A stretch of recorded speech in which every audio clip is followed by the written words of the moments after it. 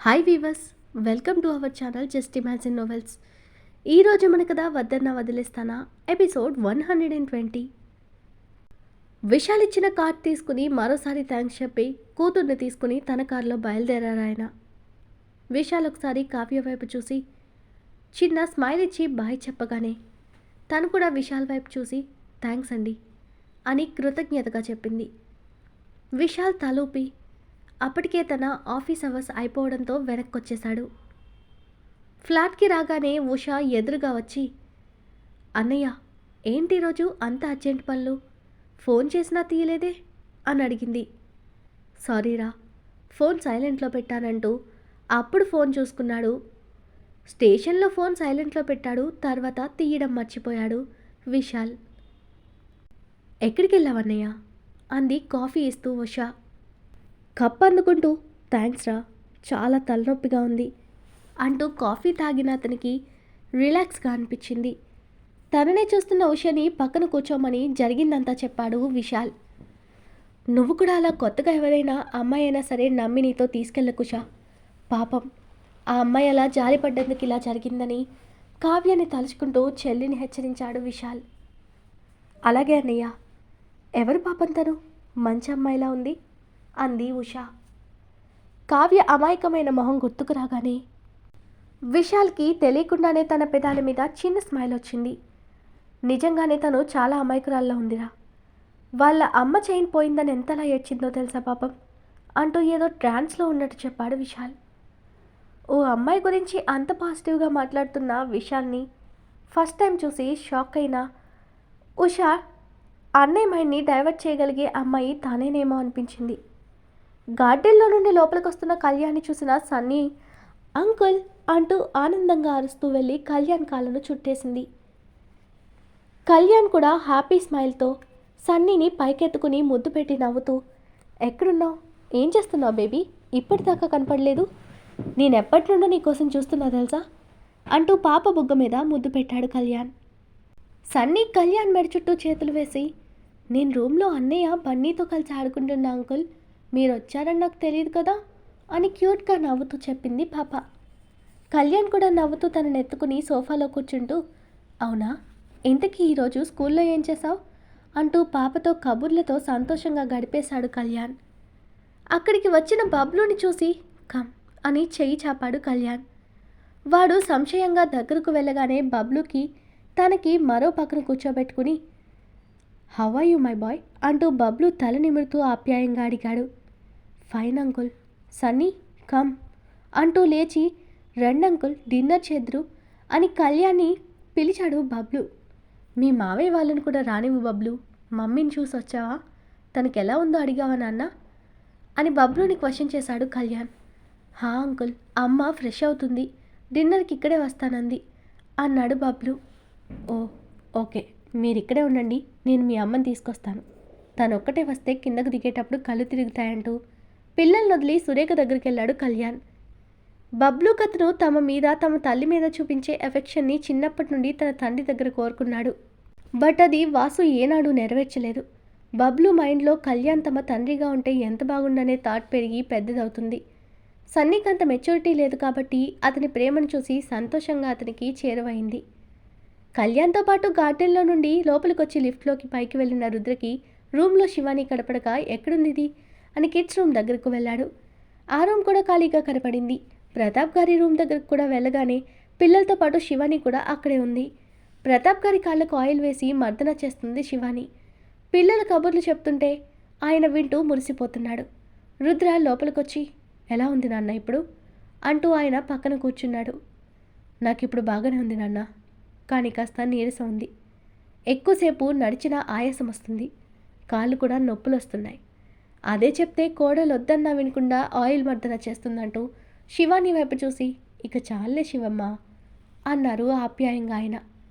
అయిపోయింది మావయ్య గారు అంటూ నిదానంగా పైకి లేచి హ్యాండ్ వాష్ చేసుకుని డిన్నర్ రెడీ అయిందేమో చూసొస్తానంది శివాని. నువ్వు మళ్ళీ పైకి రావద్దు, వరం చేత నాన్నకి జావ పంపించు చాలన్నాడు రుద్ర. సరే అంటూ వెళ్ళిన శివాని జావ కాచి వరం చేతిలో పెట్టించి రమ్మని పంపించింది. అక్కడే ఉన్న రెజీనాతో వండినవన్నీ డైనింగ్ టేబుల్ మీద సర్ది రమ్మని చెప్పింది శివాని. అప్పుడే పిల్లలు ముగ్గురు రావడంతో వాళ్ళకి పెడుతూ ఉంది శివాని. సురేఖ రెడీ అయ్యి బెడ్ మీద కూర్చునుండగా లోపలికొచ్చాడు కళ్యాణ్. మళ్ళీ మీరేంటిక్కడ అంటూ ఇబ్బందిగా చూసింది ఆమె. నువ్వు ఇప్పుడెందుకు మొహం అలా పెట్టావు రేఖ? నేనేమైనా నిన్ను హెరాస్ చేస్తున్నానా అని సీరియస్గా అడిగి, పద డిన్నర్ చేద్దాం అని తన చేతిని పట్టి పైకి లేపాడు నిలబెట్టడానికని కళ్యాణ్ సురేఖని. ఇప్పుడు నాకు బాగానే ఉంది, నేను వస్తాను, మీరు పదండి అంది సురేఖ. ఏంటి, నేను పక్కనుంటే నీకేదైనా అలర్జీ వస్తుందా అని కళ్యాణ్ అనగానే, ఏంటి అంత కోపం మీకు? అస్తమాను మనల్ని ఇలా పక్కపక్కన చూస్తే పిల్లలు ఏం ఆలోచిస్తారో మీకు అర్థం కావడం లేదని విసుగ్గా అంది సురేఖ. వాళ్ళకి మరీ అంత మెచ్యూరిటీ రాలేదని నాకు తెలుసు, కానీ ఎక్కువ చేయకుండా పద అని తనని లిఫ్ట్లో కిందకు తీసుకుని వచ్చాడు కళ్యాణ్. అప్పటికే రుద్ర డైనింగ్ టేబుల్ దగ్గర కూర్చునుంటే స్నేహ, ప్రదీప్ కూడా వెనకే వచ్చారు. మమ్మీ దా అంటూ వెళ్ళి తనని తీసుకొచ్చి చైర్లో కూర్చోబెట్టాడు బబ్లు. వాడి తల నిమిరి, నేను వడ్డిస్తానివ్వు శివ అని చేయి చాపింది సురేఖ. నువ్వింకా కోలుకోలేదు వదినా, నీకు బాగయ్యాక నువ్వే కదా ఇవన్నీ చేస్తావు, ఇప్పుడన్నా నన్ను చేయనివ్వు అని నవ్వుతూ చెప్పింది శివాని. అది పెడుతుందిలే అక్క, నువ్వు కూర్చుని తిను అని వరాన్ని కూడా వడ్డించడానికి రమ్మన్నాడు రుద్ర. కళ్యాణ్ని గమనించిన వరానికి అతను మంచివాడు, నెమ్మదస్తుడని అర్థమైంది. అలాగే అతను సురేఖతో అలా దగ్గరగా ఉండడం, రుద్ర కూడా వాళ్ళని అలా చూసి సంతోషపడడం చూసి ఆమెకు లైట్గా విషయం అర్థమైంది. చిరునవ్వుతో అందరికీ వడ్డిస్తూ రెజీనాని చూసి మొహం చిట్లించి, వాటర్ పెట్టు, అది కూడా చెప్పాలా అంది తను కళ్యాణ్ వైపే చూడటం చూస్తూ విసుగ్గా. ఆవిడ వైపు కోపంగా చూస్తూ, ఈ ముసలి చాలా ఎక్కువ చేస్తుంది, దీన్ని ఏదో ఒకటి చేయాలి అని కసిగా మనసులో అనుకుంటూ పైకి పెడుతున్నా అంది రెజీనా. రుద్రవడిలోకి వచ్చి కూర్చున్న బన్నీని చూసి, కన్నయ్య నువ్వు అక్కడికి వెళ్ళి కూర్చుంటే నేనెలా నీకు పెట్టేది అంది శివాని. వీడికి నేను పెడతానులే కానీ నువ్వు వాళ్ళందరికీ వడ్డించు శివ అంటూ రుద్ర కొడుకుని డైనింగ్ టేబుల్ మీదకి ఎక్కించాడు. నేను కూడా అంటూ సన్నీ కూడా వెనకే వచ్చి, మావయ్య నేను అక్కడ కూర్చోనా అంటూ క్యూట్ ర్యాబిట్ పిల్లలా అడిగింది. రుద్ర నవ్వుతూ, షూర్ బేబీ అంటూ తనని కూడా ఎత్తి బన్నీ పక్కనే కూర్చోబెట్టాడు రుద్ర. రుద్ర పక్కన కూర్చున్న కళ్యాణ్ నవ్వుతూ, బేబీ నేను పెట్టనా నీకు అని ప్రేమగా అడిగాడు. నవ్వుతూ సరే అంటూ పెట్టమని నోరు తెరిచింది పాప. సురేఖ కంగారుగా పాప రాపుతూ, సన్నీ ఏంటిది అంటుంటే కళ్యాణ్ కోపంగా, నువ్వు మొయ్ అంటూ ఆమెని చిన్నగా కసిరి సన్నీని, నువ్వు తినబంగారం, అమ్మని అసలు పట్టించుకోకు అని పాపని ప్యాంపర్ చేస్తూ తనకి తినిపించాడు కళ్యాణ్. తననే గుర్రుగా చూస్తున్న సురేఖను చూసి నవ్వి, పిల్లలకి మన ప్రేమని పంచాలి, అంతేకాని భయాన్ని కాదని నిదానంగా చెప్పాడు. అప్పటికే సురేఖ మూతి ముడిచి అతన్ని కోపంగా చూస్తుంది. రుద్ర వాళ్ళను వదిలేసి బన్నీతో కబుర్లు చెప్తూ తినిపిస్తూ బబ్లుని చూశాడు. శివాన్ని తినిపిస్తుంటే బుద్ధిగా తింటున్నాడు, కానీ వాడి చూపంతా కళ్యాణ్ మీద సన్నీ మీద ఉంది. తను కూడా ఆ ప్రేమ కోసం తప్పిస్తున్నాడని గమనించిన రుద్ర, బబ్లు ఇలా రా నాన్న, శివ వాడిని ఇక్కడే తీసుకురా అంటూ కళ్ళతో సైగ చేశాడు రుద్ర. అలాగే రుద్ర, పద నాన్న మనం కూడా అక్కడే కూర్చుందాం అంది శివాని. సరే అని తలూపి లేచొచ్చి చైర్లో రుద్ర పక్కన కూర్చున్న బబ్లుకు కూడా తినిపిస్తూ, శివ నువ్వు తిను, వాళ్ళకి నేను పెడుతున్నా కదా అన్నాడు రుద్ర. సరే అంటూ వెళ్ళి బబ్లు పక్కన కూర్చున్న శివానికి వరం వడ్డిస్తూ, మీకు నోటికి రుచిగా ఉంటుందని పచ్చడి చేశాను శివమ్మ అంది వరం. శివానికి ఉసిరికాయ పచ్చడి చూసి నోట్లో నీళ్లూరుతుంటే గబగబా అన్నంలో పచ్చడి కలుపుకుని నోట్లో పెట్టుకుంటూ, యమ్మీ అని సౌండ్ చేసి తింటూ, ఆంటీ చాలా బాగా చేశారు అంది శివాని ఆనందంగా. ఏయ్ బాగుంది కదా అని ఎక్కువ తినుకు, లాస్ట్లో పెరుగు తిను, లేదంటే వేడి చేస్తుందన్నాడు రుద్ర.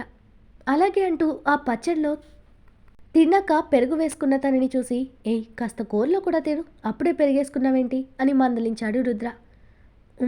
నాకు చాలు రుద్ర అంటూ పెరుగులో తిని లేచింది శివాని. వరం దానికి పడుకునే ముందు పాలివ్వడం మర్చిపోకు అని చెప్పాడు రుద్ర.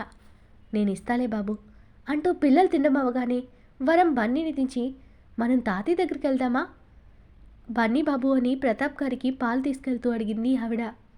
అలాగే వరం పద అంటూ ఆవిడతో పాటు పైకెళ్ళాడు బన్నీ. స్నేహ ప్రదీప్లని చూస్తూ, ఇప్పటిదాకా ఏం చేస్తున్నారు డిన్నర్కి రాకుండా అడిగాడు రుద్ర వాళ్ళని. స్నేహ కూడా కూర్చుని వడ్డించుకుంటూ, క్లయింట్స్ కాల్‌లో ఉంటే లేట్ అయిందన్నయ్య అంది. ఓ అలాగా అని సరే తినండంటూ ఇప్పటికే లేట్ అయిందన్నాడు రుద్ర. కళ్యాణ్ వాళ్ళకి చిన్న స్మైల్ ఇచ్చి సన్నీకి ఫీడ్ చేశాక తనని ఒడిలోనే పెట్టుకుని తను తింటూ పాపతో కబుర్లతో బిజీగా అయ్యాడు. అందరూ తింటూ సరదా మాటలతో పాటు ఆఫీస్ విషయాలు డిస్కస్ చేసుకుంటూ డిన్నర్ కంప్లీట్ చేశాక కళ్యాణ్ ఇంటికెళ్తూ సురేఖను చూసి తిన్నాక మెడిసిన్ మర్చిపోకని చెప్పి బబ్లు మీ అమ్మని జాగ్రత్తగా చూసుకోనన్నా అన్నాడు. అతని బాధ్యతకి అందరికీ రుద్ర డెసిషన్ తప్పు కాదని గట్టి నమ్మకం వచ్చింది. సురేఖకి మాత్రం అందరి ముందు అతను అలా చెప్పడం ఇబ్బందిగా అనిపించింది. అందరూ ఎక్కడ తన్ని తప్పుగా అనుకుంటారేమో అని అందరి వైపు చూసింది, కానీ ఎవరి మొహంలోనూ తన పట్ల వేరే భావం కనపడడం లేదు. అది అర్థమైన ఆమెకి కాస్త ఊపిరాడింది. అందరూ తిన్నాక ఎవరి రూమ్స్కి వాళ్ళు వెళ్ళిపోయాక వరం ఇచ్చిన ఫుడ్ తీసుకుని అవుట్ హౌస్లో ఉన్న తన రూమ్కి వెళ్ళింది రెజీనా. ఆ రోజు విషయాలన్నీ కౌశల్కి ఫార్వర్డ్ చేసి తినేసి నెక్స్ట్ ఏం చేయాలో ప్లాన్ ఆలోచించింది రెజీనా. సురేఖతో నైట్ మాట్లాడడం వద్దని రేపు మాట్లాడదామని సైలెంట్ అయ్యాడు రుద్ర. మరుసటి రోజు ఇంపార్టెంట్ మీటింగ్ ఉండడంతో దానికి రుద్ర తప్పనిసరిగా వెళ్ళాలని రెడీ అయ్యి ఆఫీస్కి వెళ్తూ శివ జాగ్రత్త, బయటకెళ్ళకు, ఏదైనా కావాలంటే నాకు ఫోన్ చేయి, నేను తీసుకొస్తాను లేదా ఆర్డర్ పెడతానని రోజులాగే మరీ చెప్పి వెళ్ళాడు. శివాని కూడా అలాగే అని తలూపి అతన్ని సాగనంపింది. పిల్లల్ని స్కూల్ బస్ ఎక్కించొచ్చిన శివాని పిల్లలకి లంచ్కి ఏం ప్రిపేర్ చేయాలో వరంకి చెప్పేసి సురేఖ దగ్గరకు వెళ్ళింది. అప్పటికే చాలా వరకు నార్మల్ అవుతున్న గాయంకి డాక్టర్ ఉదయమే వచ్చి బ్యాండేజ్ మార్చి ప్రతాప్ గారికి చెక్ చేసి వెళ్ళారు. వదిన, ఈరోజు పిల్లలకి లంచ్ నేనే తీసుకెళ్తాను, నువ్వు తినేసి రెస్ట్ తీసుకో అంది శివాని. నీకు ఈ టైంలో రెస్ట్ ఇవ్వకుండా పనంతా నీ మీద వేశాను కదా అని దిగాలుగా అంది సురేఖ. అంత శ్రమ పడే పనులు నేనేం చేయడం లేదులే వదిన, అయినా నేనే పని చేయడం లేదు, వరం ఆంటీ చేస్తుంటే చూస్తున్నా తప్ప చేసేదేమీ లేదు అంటూ నవ్వి, నువ్వెందుకు వదిన కళ్యాణ్ గారి గురించి ఆలోచించకూడదు, ఆయన చాలా మంచివాడు, నీకోసం కాకపోయినా పిల్లల కోసమైనా ఆలోచించొద్దునా, నీకంటే చిన్నదాన్ని కానీ నాకున్న అనుభవంతో చెప్తున్నా వదిన, ఆడది ఎంత ధైర్యంగా బ్రతుకుతున్నా ఆ ఆడదాని వెనుక ఒక మగాడి ఉంటే ఈ సమాజం ఇచ్చే విలువ వేరే. అదే ఆడదానికి మగతోడు లేదని తెలిస్తే ఆడదాన్ని చాలా చులకంగా చూస్తారు వదిన. ఇది మనం మార్చలేం, మన దౌర్భాగ్యం అంతే. నువ్వు వీటన్నింటికంటే పిల్లల కోసం ఆలోచించాలి. వాళ్ళకి తండ్రి ప్రేమ కావాలంటే అది కళ్యాణ్ గారు మాత్రమే ఇవ్వగలరన్న నా అభిప్రాయం. తప్పుగా చెప్పాలని అనుకుంటే నన్ను క్షమించంది శివాని. చచా, నిన్నెప్పటికలా అనుకోను శివ, మీరంతా ఏం చెప్పినా నా మంచి కోసమే చెప్తానని నాకు తెలుసు. నాకు ఆలోచించి బుర్రంతా వేడెక్కిపోయింది. ఇప్పుడే నేనేం చెప్పలేనని సురేఖ అనడంతో, సరే వదిన, ప్రెషర్ తీసుకోకు, ప్రశాంతంగా ఆలోచించు, ఇప్పుడు రెస్ట్ తీసుకో, నేను స్కూల్కి వెళ్ళడానికి రెడీ అవుతానంటూ తన రూమ్కి వెళ్ళిపోయింది శివాని. స్కూల్కి లంచ్ తీసుకెళ్లిన శివాని పిల్లల ముగ్గురికి తినిపించి తిరిగొస్తూ దారిలో ఓ షాప్ దగ్గర కార్ ఆపమని డ్రైవర్తో తనకు కావలసిన ఐటమ్స్ చెప్పి వెళ్ళి తీసుకురమ్మని మనీ ఇచ్చి పంపించింది. డ్రైవర్ కార్ దిగి వెళ్ళి తిరిగొచ్చిన డ్రైవర్కి శివాని కారులో కనపడలేదు. అతను భయంతో చుట్టుపక్కల చూసి ఎక్కడా శివాని కనపడకపోవడంతో భయపడి వెంటనే రుద్రకి ఫోన్ చేశాడు.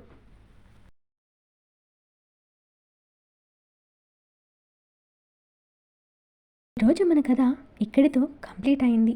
ఈ స్టోరీ మీకు నచ్చినట్టయితే ప్లీజ్ స్టోరీని లైక్ చేసి కామెంట్ రూపంలో మీ అభిప్రాయాన్ని తెలియచేయండి. అలాగే ఛానల్ని సబ్స్క్రైబ్ చేసుకుని షేర్ చేసి మాకు సపోర్ట్ చేయండి. నెక్స్ట్ అప్డేట్తో మళ్ళీ కలుద్దాం. అంతవరకు బాయ్.